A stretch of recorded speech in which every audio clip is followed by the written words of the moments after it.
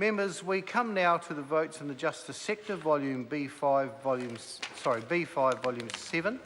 The question is that vote Attorney General, vote Corrections, vote Courts, vote Justice, vote Parliamentary Council, vote Police and vote Serious Fraud stand part of the schedules. I call Jackie Dean.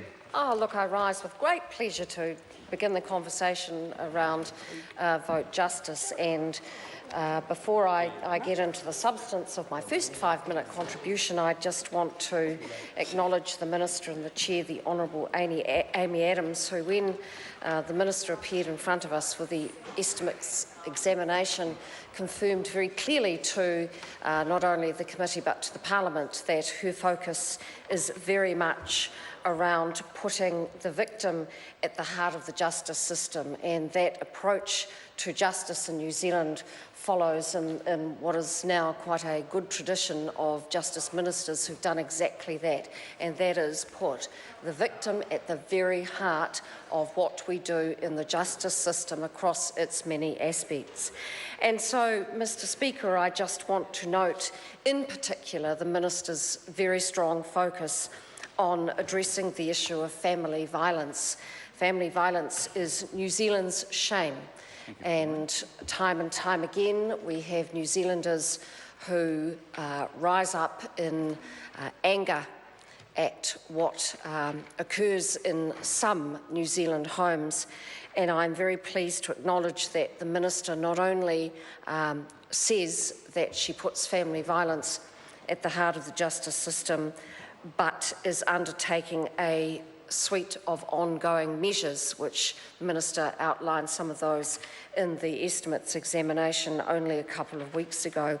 In fact, so important is the issue of tackling family violence to the Minister and to this government that it remains the Minister's top priority, and I do look forward to the Minister, when she addresses the House, to expanding on some of the initiatives that she and her ministry, together with other ministries, because of course it is not just the Justice Ministry, and this are addressing. And this is innovative work, this is new, it is cross-parliament work, and it is to be commended. I just want to mention the ministerial working group that has been set up by the Minister. It's an integrated approach involving 16 portfolios, and that is truly a cross-ministry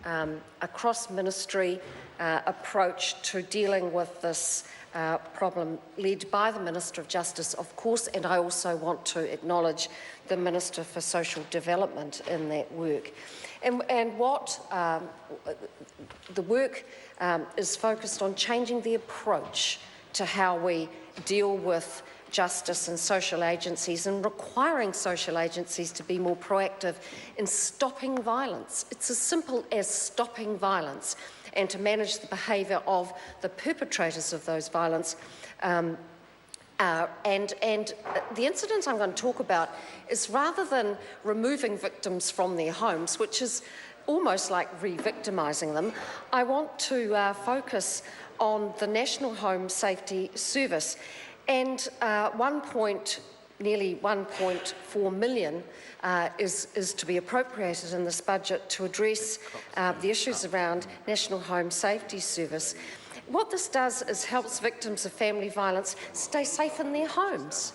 It sounds so simple, and yet it is so effective, and we know already that allowing victims to feel safe in their homes, when before they were fearful, and they had every reason to be fearful because there were perpetrators out there with a continuing threat against them.